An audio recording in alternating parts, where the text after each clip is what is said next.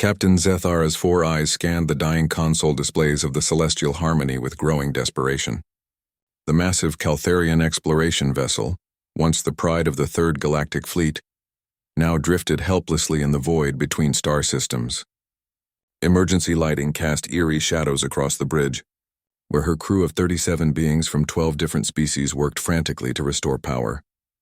"Engineering report," she barked through her translator, her crystalline voice echoing with authority despite their dire circumstances. Chief Engineer Vox, a bulky Garanian with 6 arms, looked up from a sparking control panel. "The quantum drive is completely offline, Captain. The cascade failure damaged our primary power coupling beyond repair. We're running on emergency batteries that will last maybe 6 hours. Navigator Sillin, a graceful Etherian whose gossamer wings trembled with stress, spoke without looking away from her instruments. "Long-range communications are down. The subspace relay was fried in the same cascade that killed our drive. We're completely cut off." Zethara felt her secondary heart skip a beat. They were 3 weeks out from the nearest inhabited system, traveling at sublight speed. Even if they could somehow jury-rig the engines, they'd run out of life support long before reaching safety. The Celestial Harmony carried representatives from the Galactic Cooperative's most advanced civilizations, each contributing their species' expertise to this deep space survey mission. Now their combined knowledge seemed worthless against the cold reality of their situation. "What about the escape pods?" she asked, though she already knew the answer. "Damaged in the cascade," Vox reported grimly. "The launch mechanisms are fused solid. Even if we could get them working, they only have enough range for local system evacuation, not interstellar distances." Dr. Kemteri, the ship's chief medical officer and a Zentoran with an elongated cranium housing one of the galaxy's most advanced brains, stood up from his console. "Captain, I've run the calculations 17 different ways. With our current power consumption and life support requirements, we have perhaps 8 hours before the air recyclers fail. Even if we put non-essential crew into hibernation pods, we might stretch that to 12 hours. The bridge fell silent except for the ominous humming of failing systems. Zethara had commanded starships for over 2 decades, had faced down pirates and navigated through cosmic storms. But she'd never felt so helpless.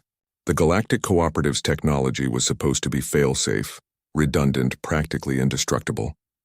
Yet here they were, proof that even the most advanced civilizations could be humbled by the vast emptiness of space. "There is one option," Sillin said quietly, her musical voice barely audible. "We could broadcast a general distress signal on all frequencies. It would drain our remaining power faster, but if there's anyone out there..." "The nearest shipping lanes are 40 light-years away," Vox objected. "No one travels through this sector. That's why we were here in the first place, to survey uncharted space." "Then we'll die with dignity," Zethara declared, straightening her carapace. "Begin the broadcast. Full spectrum, maximum power. If we're going to expire in this void, at least we'll go down fighting." Sillin's delicate fingers danced across her console, and suddenly the ship's remaining power flowed into their communications array. A broad-spectrum distress signal burst forth from the Celestial Harmony, crying out into the darkness for anyone who might hear. "This is Captain Zethara of the Galactic Cooperative vessel Celestial Harmony.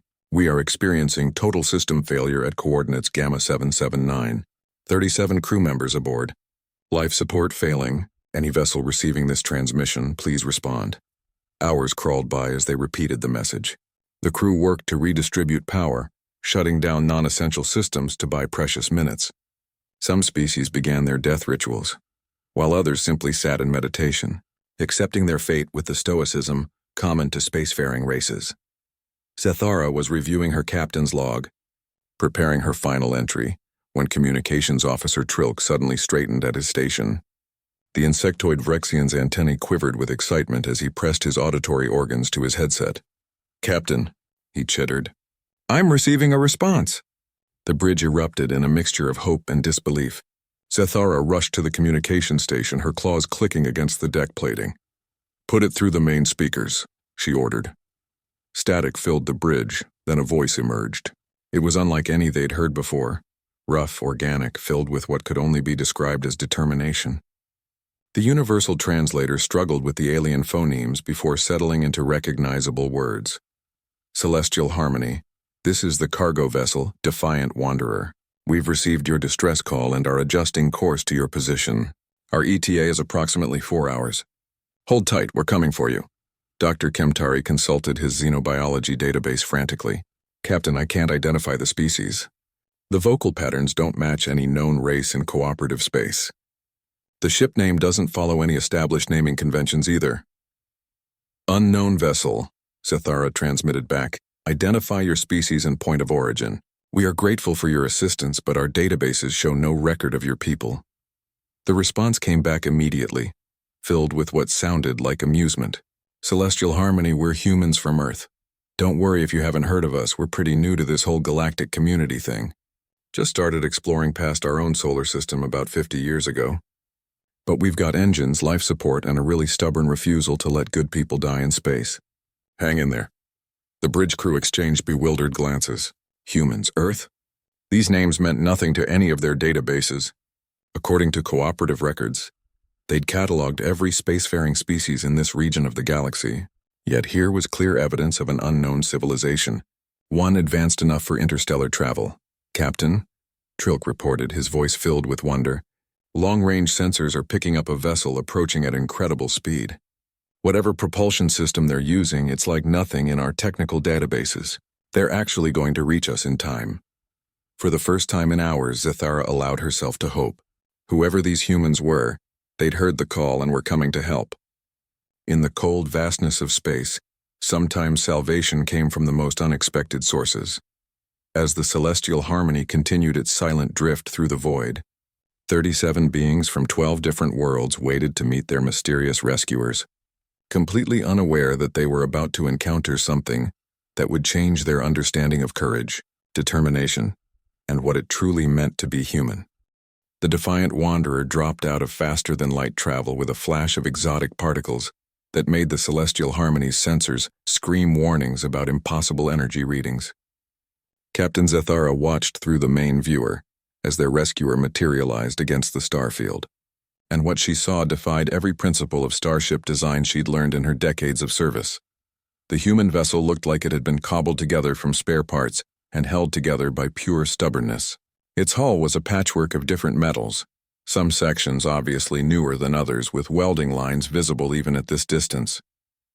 Strange protrusions jutted out at odd angles, some clearly weapons, others mysterious devices that served unknown purposes. Most shocking of all, the ship appeared to be venting atmosphere from multiple locations, yet somehow continued to function. By the 7 moons, whispered Scyllin, her gossamer wings fluttering with amazement. How is that thing even spaceworthy? Dr. Kemtari was frantically scanning the approaching vessel with every instrument at their disposal. Captain, the readings I'm getting make no sense. Their hull integrity should have failed long ago, yet they're maintaining perfect atmospheric pressure. Their power output is fluctuating wildly, but they're somehow generating more energy than ships twice their size. The communications array crackled to life again, and that same rough, determined voice filled the bridge. Celestial Harmony, this is Captain Sarah Chen of the Defiant Wanderer. We're moving into position now. Fair warning, our docking procedures might look a little unconventional. We don't exactly follow standard protocols out here. Zathara activated her transmitter. Captain Chen, we are prepared to receive your assistance. However, I must warn you that our docking ports are designed for cooperative standard vessels. Your ship's configuration appears unique. A sound emerged from the speakers that took the universal translator several seconds to identify as laughter. Standard configurations are for people who have time to follow the manual, Captain. We'll make it work. Trust me, this isn't our first emergency rescue. Through the viewer, they watched as the human ship approached with movements that seemed almost organic. Instead of the smooth, calculated maneuvers of cooperative vessels, the Defiant Wanderer moved with quick, jerky adjustments that somehow achieved perfect positioning. Mechanical arms extended from its hull, not the clean. Precise manipulators found on standard ships but crude. Powerful devices that looked like they'd been built in someone's garage. They're extending some kind of flexible docking tube, Navigator Trilk reported, his insectoid voice filled with professional admiration despite his confusion. The material appears to be a polymer composite I don't recognize. It's adapting to our hull configuration in real time. With a series of thuds and mechanical whirs that reverberated through the celestial harmony superstructure, the human ship achieved what should have been an impossible connection between two completely incompatible vessels. Seal confirmed. Captain Chen's voice announced. Pressurization in progress. We'll have you breathing our air in about 2 minutes. Hope you don't mind the smell. We've been eating recycled protein bars for 3 weeks. Zathara gathered her senior staff and headed for the main airlock, uncertain what to expect from their mysterious rescuers. The cooperative's first contact protocols were extensive, covering hundreds of different species and their various biological requirements. But humans weren't in any of their databases, which meant they were venturing into completely unknown territory. The airlock cycled, and Captain Zathara got her first look at a human being. Sarah Chen was smaller than she'd expected, barely reaching Zathara's shoulder height. Her skin was a warm brown color, marked with what appeared to be scars from old injuries. Dark hair was pulled back in a practical style, and her clothes looked like they'd seen hard use. But what struck Zathara most were the human's eyes, dark brown and filled with an intensity that spoke of someone who'd faced impossible odds and refused to back down. Behind Captain Chen came her crew, and Zathara realized that human was apparently a broad category. They came in different sizes, colors, and configurations, but all shared that same look of determined competence. One wore mechanical prosthetics that clicked as he moved. Another had intricate markings covering her exposed skin, and a third was so pale he was almost translucent. Captain Zathara, I presume, Chen said, extending her hand in what Zathara's cultural database identified as a greeting gesture. Sorry about the dramatic entrance. When we got your distress call, we were in the middle of a cargo run to the frontier colonies. Dropped everything and burned hard to get here. You dropped a paying cargo run to rescue strangers? Dr. Kemtari asked, his elongated cranium tilting with confusion. The human with the prosthetics, Chen introduced him as Engineer Martinez, grinned broadly. Doc, out here in the deep black, we've got a simple rule. Spacers help spacers. Your credits don't mean much when you're floating dead in the void. But surely your company, your superiors, Vox began. We are the company, Chen interrupted. Independent cargo haulers, salvage specialists, and general troublemakers. The defiant wanderer is home, office, and livelihood all rolled into one ugly but reliable package. Chief Medical Officer Park, a human woman whose hands moved with surgical precision as she examined Zathara's crew, looked up from her portable scanner. Captain, we can take all 37 aboard, but it's going to be tight. Emergency quarters weren't exactly a priority when we designed this bucket. Designed is a generous term, Martinez added with another grin, more like assembled from whatever we could afford at the time. As they began the evacuation process, Zathara found herself marveling at the efficiency of the human crew. They moved with practiced ease through their ship's cramped corridors, somehow finding space for beings of wildly different sizes and environmental needs. The Etherian Sillin required specific atmospheric conditions, which the humans provided by quickly rigging a portable environment suit. The massive Garanians needed reinforced seating, which appeared within minutes as Engineer Martinez simply welded together metal brackets and cushioning. How do you accommodate so many different species? Zathara asked as she watched her crew settling into the human ship's makeshift passenger areas. Experience, Chen replied. When you work the frontier, you learn to adapt. We've carried crystalline singers who need sub-zero temperatures, plasma dancers who require superheated environments, and everything in between. The trick is to stay flexible and remember that problems are just solutions you haven't figured out yet. As the last of the Celestial Harmony's crew was evacuated, Zathara took one final look at her dying ship through the defiant wanderer's viewport. The massive exploration vessel that had been her command for 5 years now looked cold and lifeless against the stars. We'll take good care of your people, Chen said quietly, standing beside her. I know what it's like to lose a ship. It's not just metal and circuits, it's home. Zathara looked at this strange human captain who'd risked everything to save strangers. Captain Chen, may I ask why you came? You don't know us, we're not part of your, what did you call it, company? Sarah Chen smiled, and for a moment, Zathara glimpsed something in those dark eyes that spoke of losses survived and honor maintained against all odds. Captain, in space we're all part of the same crew. The only difference is some of us just haven't been introduced yet. 3 days into their journey aboard the Defiant Wanderer, Captain Zethara was beginning to understand why humans had survived long enough to reach the stars. What initially appeared to be chaos was actually a precisely orchestrated ballet of controlled improvisation. The ship's crew moved through their daily routines with the kind of easy competence that only came from years of facing the impossible and making it work. Anyway, she found herself spending most of her time in what the humans called the common area, a multi-purpose space that served as dining hall, meeting room, recreation center, and apparently emergency medical bay when needed. Dr. Park had set up a treatment station there to monitor the rescued crew members, and it was here that Zethara got her first real insight into human psychology.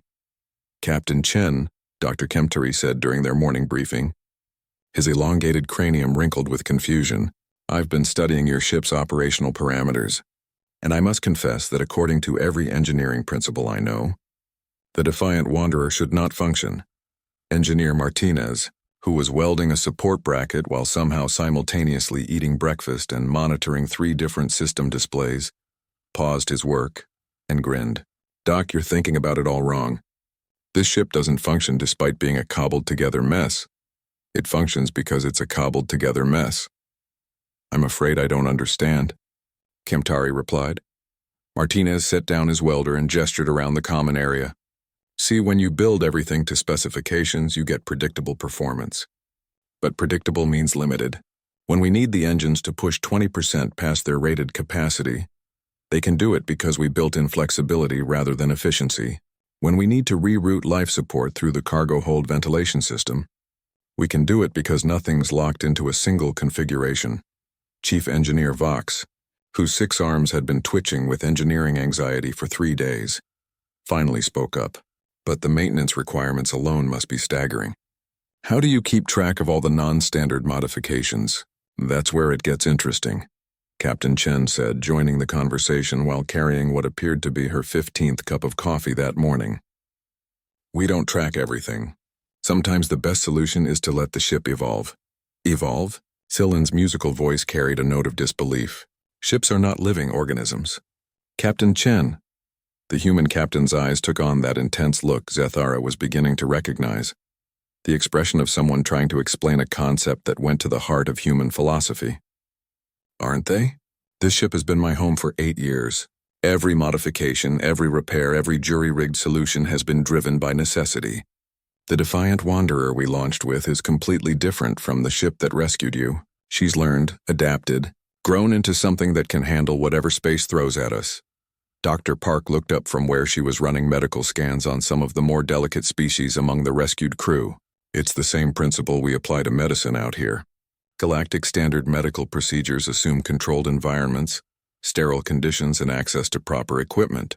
When you're treating a crystalline singer for radiation poisoning in the cargo hold of a freighter, using improvised tools, you learn to work with what you have rather than what you wish you had."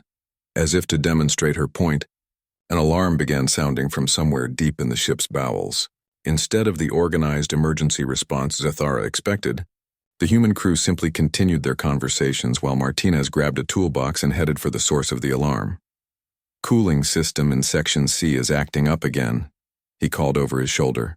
"Should have it fixed in about 20 minutes. "Wait," Vox called after him, his 6 arms gesticulating frantically. "Shouldn't you run diagnostics first? Check the system specifications. Develop a repair protocol?" Martinez paused at the hatchway, looking genuinely puzzled. "Why would I need to do all that? The coolant pump is making that grinding noise again, which means the bearing is going out. I'll swap in the spare, true up the alignment, and she'll be good for another few months."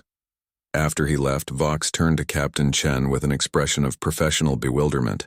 "How does he know the specific problem without running diagnostics?" "Experience," Chen replied simply.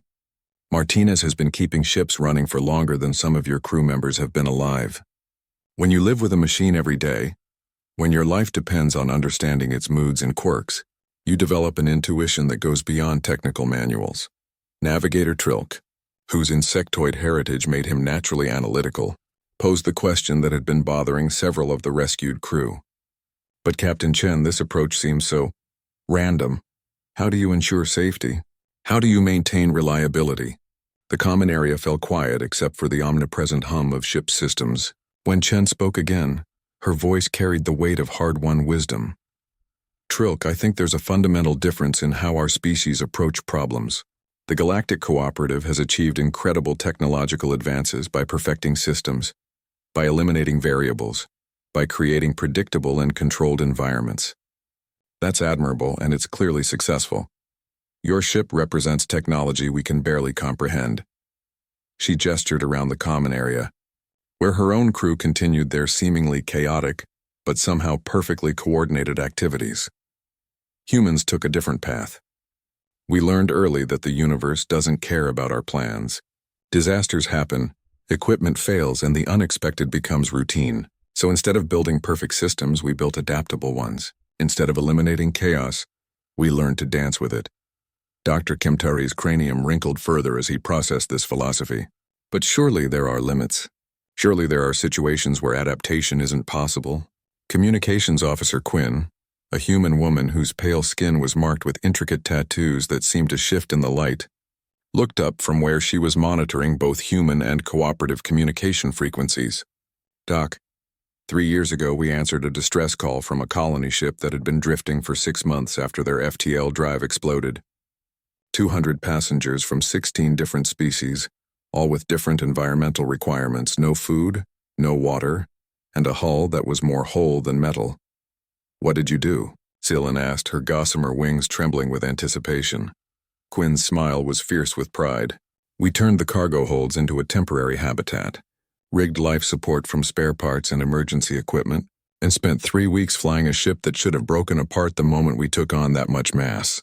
By the time we reached the nearest station, our passengers were healthier than when we found them. That should have been impossible, Vox protested. The structural integrity alone should have failed. Engineer Martinez's voice echoed from somewhere in the ship's depths, followed by the sound of something being hammered into submission. But we reinforced the stress points with titanium struts, redistributed the weight using magnetic clamps, and convinced the ship's computer that everything was fine by feeding it fake sensor readings. You lied to your own ship's computer? Dr. Kemtari sounded scandalized. Sometimes, Captain Chen said with a grin that would have made a pirate proud, the best solution is the one that shouldn't work but does anyway. The universe has a sense of humor about these things. The more impossible your situation looks, the more creative you have to get to survive it. As if in response to her words, the ship's intercom crackled to life with Martinez's voice. Captain, got good news and bad news. Good news is the cooling system is fixed. Bad news is we're about to have company. Chen was at the communications console in 3 quick strides, her casual demeanor instantly replaced by focused intensity. Define company, Martinez. Long-range sensors are picking up 3 ships on an intercept course. Configuration matches consortium raiders. ETA about 4 hours. The atmosphere in the common area shifted instantly from casual camaraderie to focused tension. Captain Chen moved to the main display where Martinez was feeding sensor data from his position in the engineering section. 3 ships were indeed approaching, their signatures matching the feared consortium raiders, pirates who had been terrorizing shipping lanes for the past decade. Consortium raiders, Dr. Kemtari whispered, his voice filled with dread. Captain Chen, these are not mere criminals. They're organized, well-equipped, and completely ruthless. They've destroyed dozens of ships, killed thousands of beings. I know who they are, Doc, Chen replied grimly, her fingers dancing across the communications console with practiced efficiency. Quinn, get me everything you can on their ship configurations. Martinez, I need power distribution options. Park, prepare for possible casualties.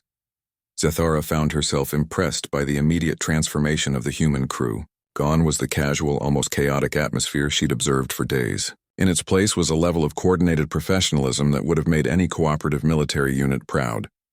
Captain Chen, she said, approaching the human commander, with 37 refugees aboard, you should alter course immediately.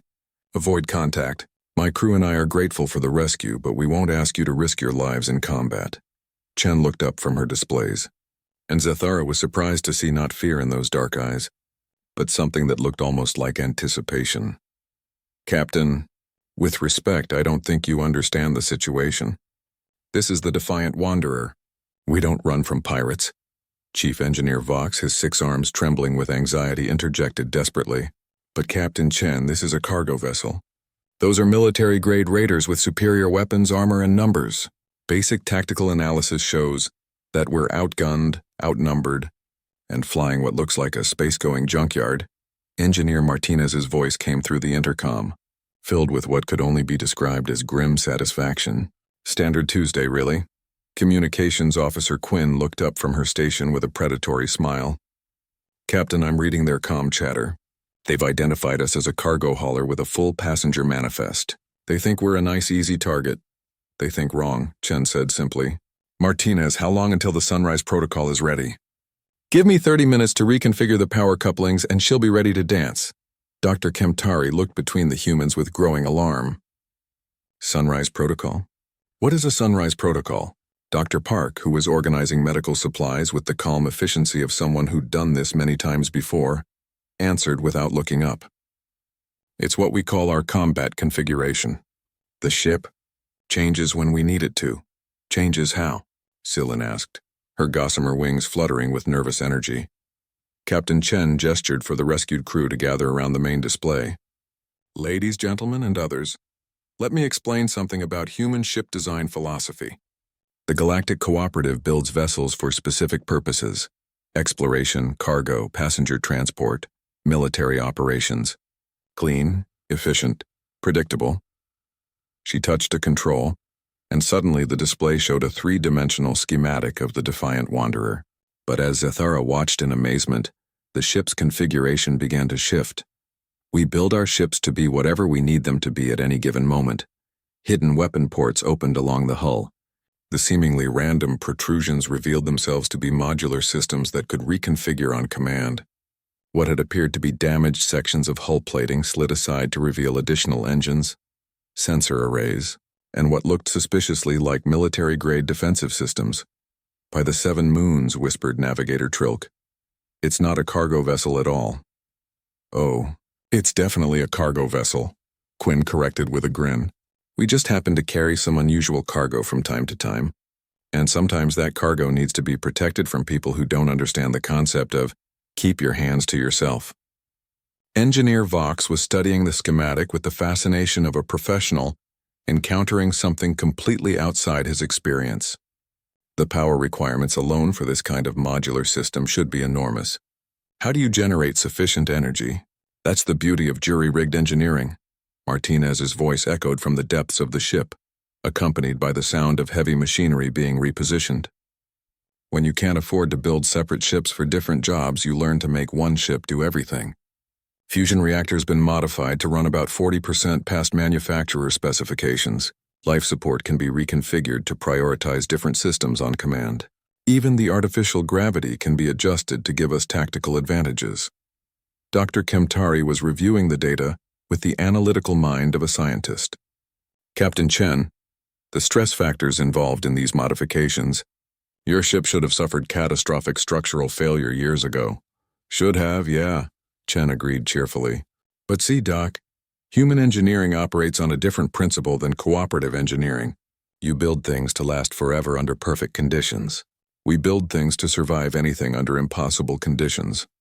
The long-range sensors chimed with an update, and Quinn announced grimly, "Contact in 2 hours."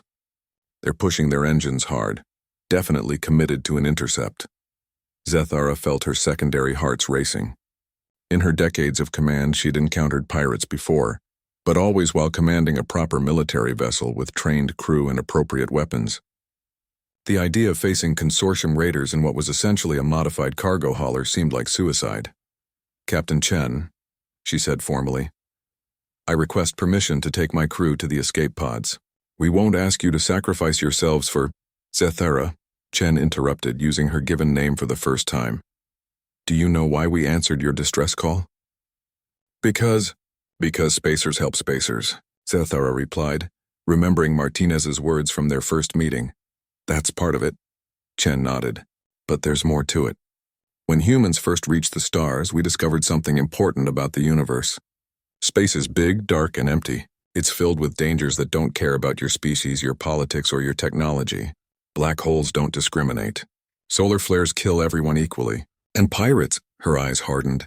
"Pirates prey on anyone weak enough to be prey." She gestured around the common area. where her crew continued their preparations with the calm confidence of people who knew exactly what they were doing. So we learned early that in space, you're either predator or prey, and humans decided a long time ago which one we'd rather be. Dr. Park looked up from her medical preparations, her hands steady as she organized trauma supplies. Besides, Captain Zathara, you're not passengers anymore. For the duration of this crisis, you're crew, and crew protects crew. Engineer Martinez's voice crackled through the intercom with barely contained excitement. Captain, Sunrise Protocol is online. All systems show green. The defiant wanderer is ready to remind some pirates why humans don't make good victims. As if in response to his words, the ship around them seemed to change. The gentle hum of normal operations shifted to something deeper, more powerful. Hidden systems came online with subtle vibrations that spoke of vast energies being carefully controlled.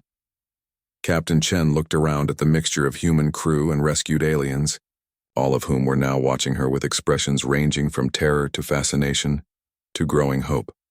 Ladies, gentlemen, and others, she said with a smile that was equal parts reassurance and warning. Welcome to your first lesson in human-style problem-solving.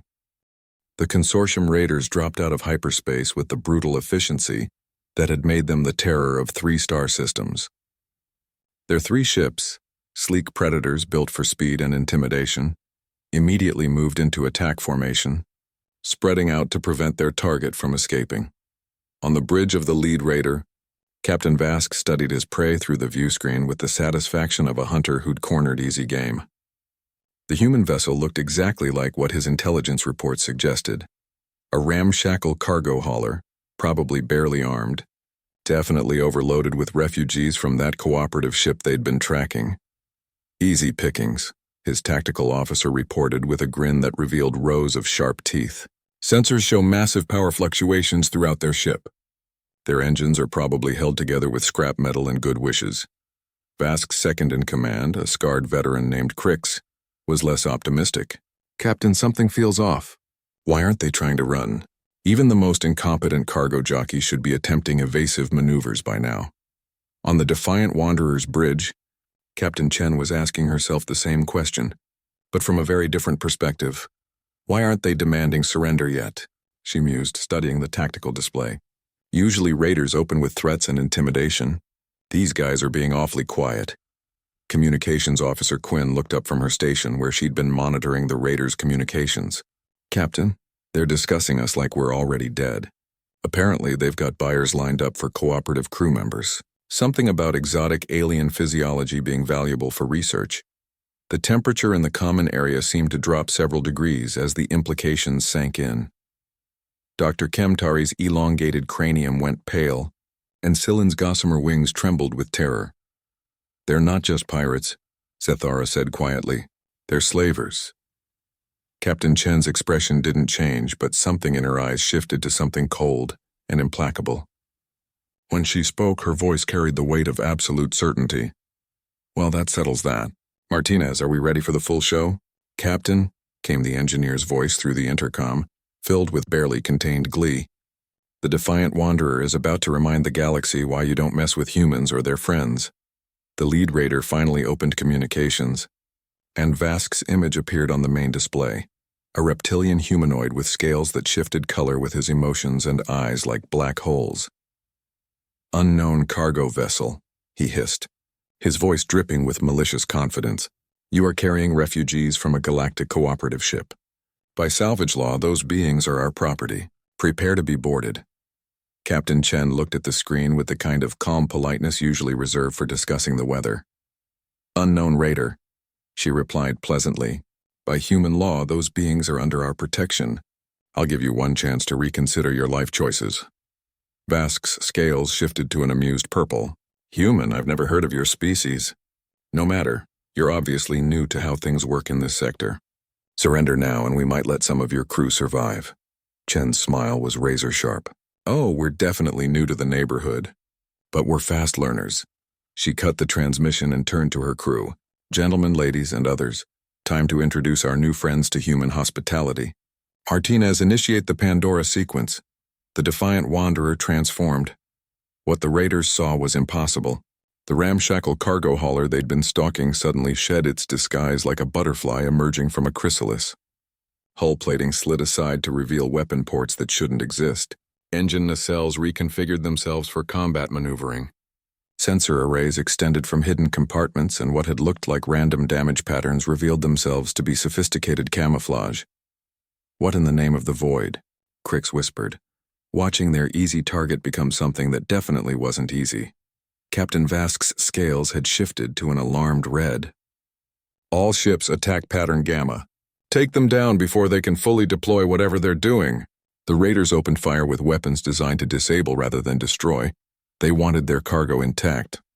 Plasma bolts and ion cannons lanced toward the defiant wanderer, expecting to overwhelm a lightly defended cargo vessel. Instead, they encountered defensive systems that defied every known principle of space combat. Adaptive shielding online, Martinez reported calmly as energy weapons that should have crippled them, harmlessly dissipated against barriers that seemed to learn and adjust to each incoming attack. "Return fire," Chen ordered. "Let's show them how humans say hello." The defiant wanderer's weapons weren't like anything in the raiders' databases.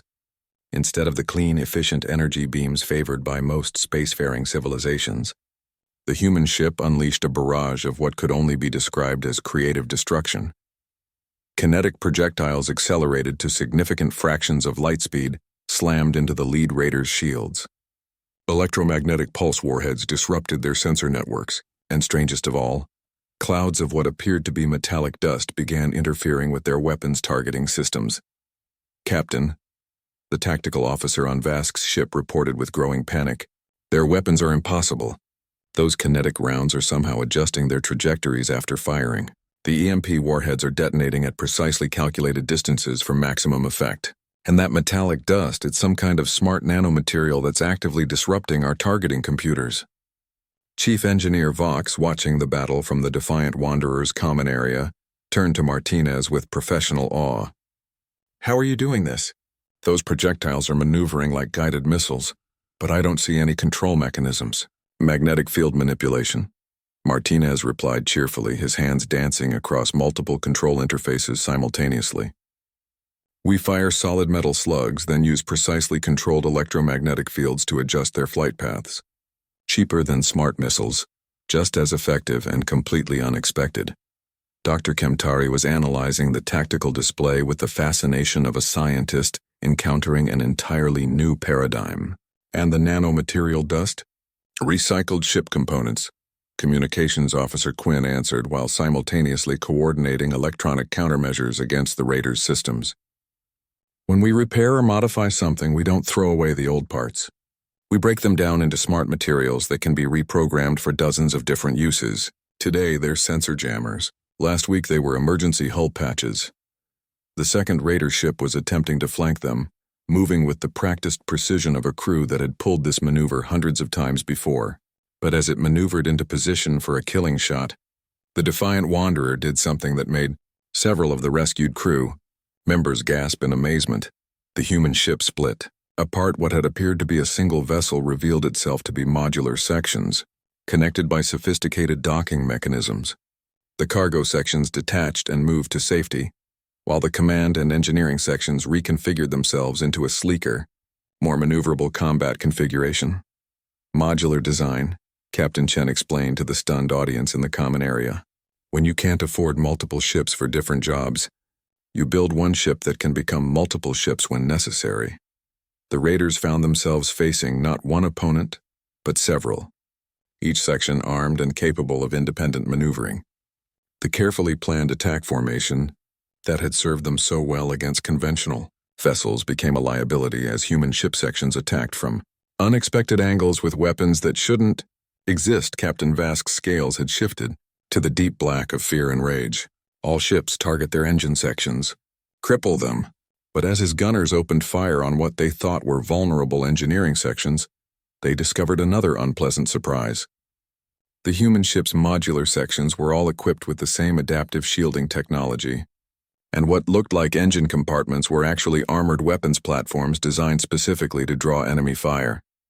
"Captain," Crix reported with the voice of someone whose worldview was crumbling, "they're not just defending themselves. They're hunting us." He was right. The human ship sections had stopped responding to the raiders' attacks and had begun coordinating their own offensive.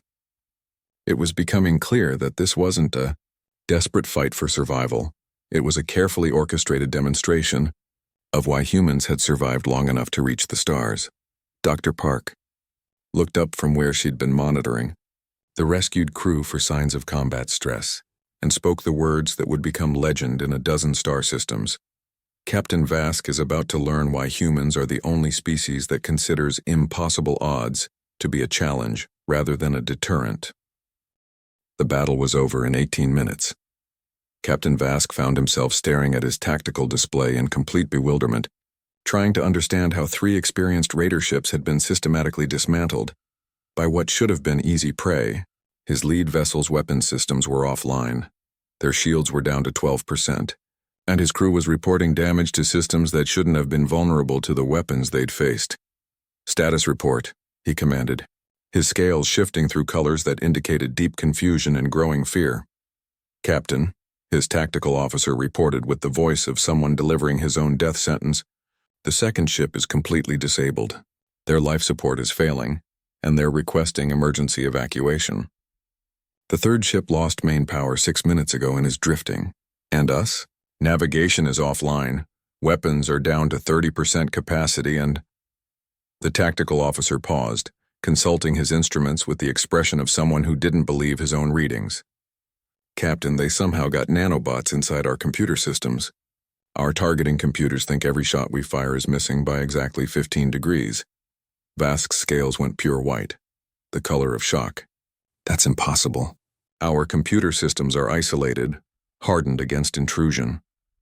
From the communication station, his comm officer looked up with the expression of someone who'd just witnessed a miracle. "Captain, the human ship is hailing us.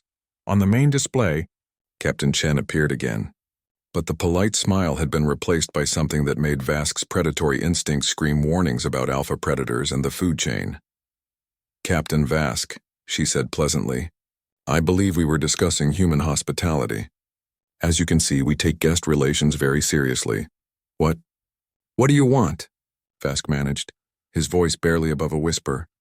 "Well, first, you're going to transfer all the slaves you've taken in the past year to our ship. Second, you're going to transmit the locations of your bases and supply depots. Third, you're going to explain to us exactly how your organization works so we can dismantle it properly." Vask's scales shifted to angry red. "Never. You may have won this battle through some kind of trickery, but the consortium has dozens of ships, hundreds of warriors. We'll hunt you across the galaxy." Captain Chen's smile became genuinely warm, and somehow that was far more terrifying than any threat could have been. "Captain Vask, I don't think you understand. This wasn't a battle. This was a job interview." "What?" "You see, the Galactic Cooperative has a piracy problem. They've tried military patrols, diplomatic solutions, economic incentives, all very civilized approaches that haven't worked because they're dealing with people who don't understand civilized behavior." She leaned forward, and her dark eyes took on that intense look that spoke of absolute certainty. "Humans understand uncivilized behavior very well. We've had lots of practice, so the cooperative has decided to subcontract their piracy problem to specialists. Congratulations, Captain Vask. You've just helped us demonstrate our qualifications." Dr. Kemtari, watching from the defiant Wanderer's common area, turned to Zethara with an expression of dawning comprehension. "Captain, did you know about this?" Zethara's 4 eyes were fixed on the display showing the disabled raider ships.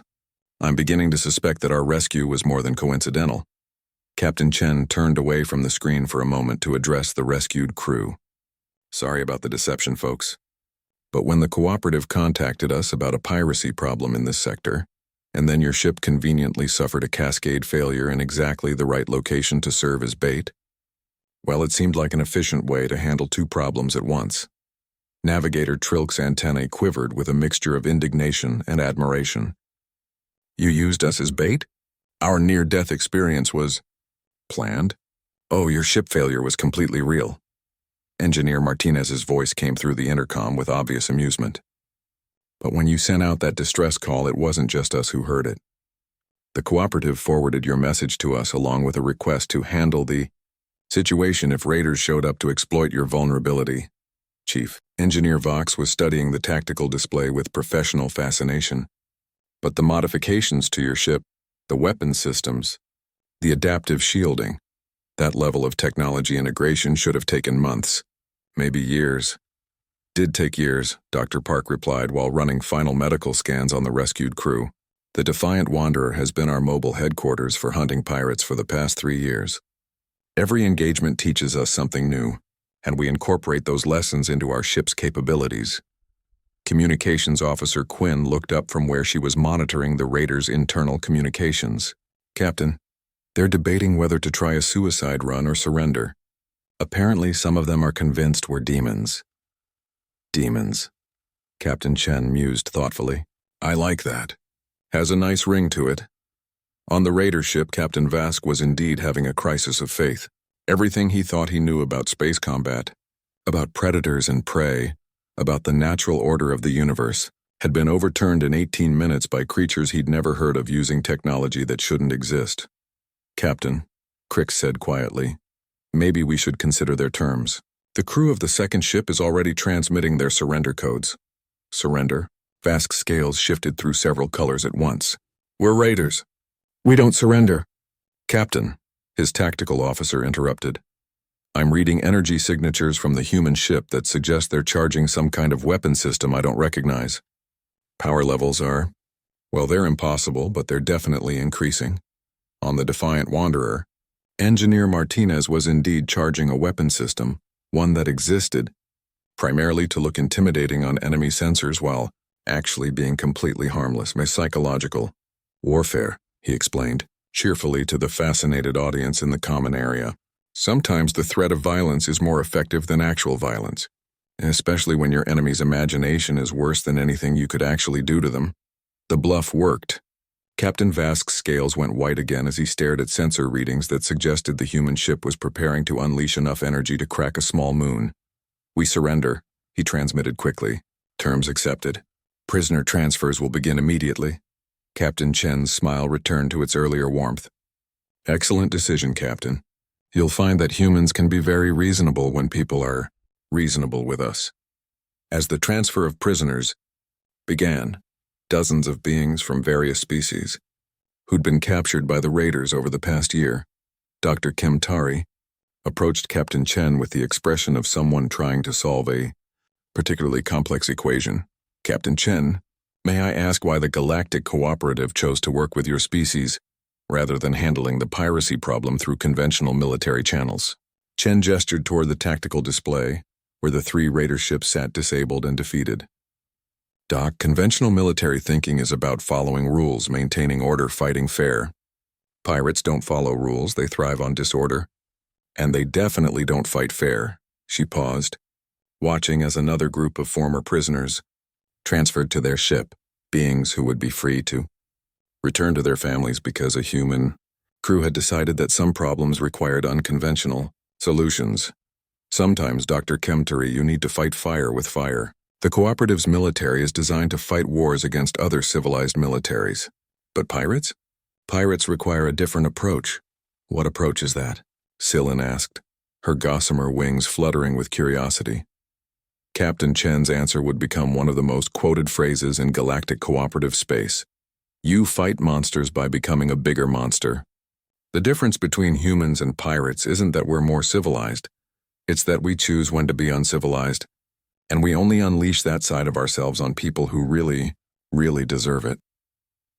As the last of the rescued prisoners transferred aboard and the raiders transmitted the locations of their bases, Zathara realized that her crew's rescue had been more than just a fortunate coincidence.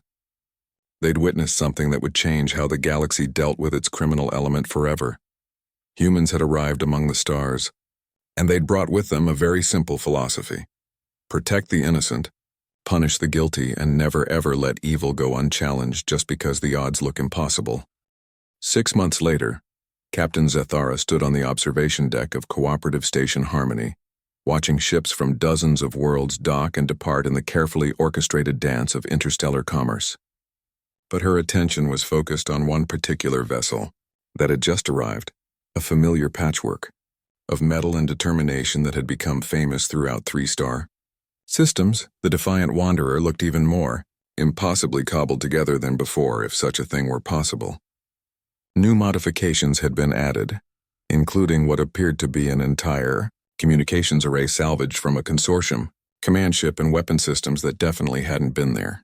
During their first encounter, Captain Zathara, came a warm voice behind her, and she turned to see Dr. Kemtari approaching with that expression of scientific fascination that had become his default whenever humans were discussed. The quarterly intelligence briefing was most enlightening. The consortium? She asked, completely dismantled.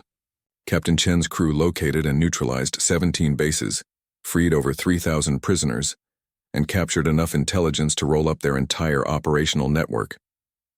The raiders that once terrorized this sector are now either in prison, dead, or have decided that honest work is preferable to facing human diplomacy.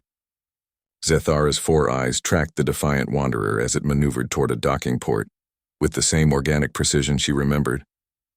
And the Galactic Cooperative's response? Dr. Kemtari's elongated cranium wrinkled with what she'd learned to recognize as his amused expression. Officially, the cooperative is grateful for the consulting services provided by independent contractors in resolving a persistent criminal problem. Unofficially, there's considerable debate about whether humans are the best thing to happen to galactic civilization or the most dangerous. Which do you think they are? Both, he replied without hesitation. I've spent the past 6 months studying every available record of human behavior, and I've reached a fascinating conclusion. Humans aren't just another spacefaring species. They're an evolutionary response to chaos itself. Before Zathara could ask what he meant, her communicator chimed with an incoming transmission. Captain Chen's face appeared on the small display, still wearing that smile that had become legendary among both law enforcement and criminal organizations.